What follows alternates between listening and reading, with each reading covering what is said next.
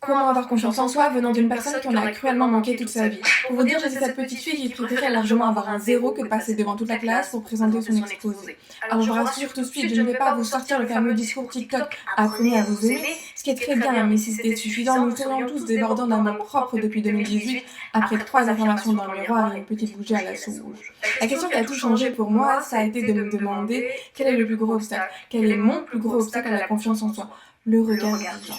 J'ai donc commencé à observer les gens qui m'entouraient, leur comportement, leurs réactions, un petit peu comme un documentaire animalier, sauf que là, les animaux ont des profils LinkedIn, quoi. C'est Exactement ce que je fais dans mes vidéos pour que vous vous rendiez enfin compte que les gens sont ridicules, des clowns. Celui qui te qualifie de gênant, c'est celui qui voit oser ce qu'il n'osera jamais faire. Il a des opinions sur tout. Assis dans son canapé, mangeant des chips. Le jaloux, c'est celui qui voit quelqu'un d'autre réaliser ses propres rêves sous ses yeux. N'est-ce pas pathétique?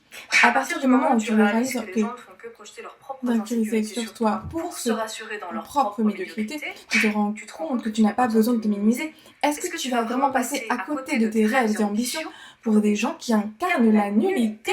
Et À partir de là, le regard des autres devient ridicule. parce que tu te rends Compte compte que que le monde autour de toi est un cirque rempli de clowns. Et toi, tu préfères être lucide. Je dirais même briller parmi les cons. Je finirai Cette vidéo avec une phrase que j'aime tout particulièrement: être trop est uniquement un problème pour ceux qui ne sont pas assez.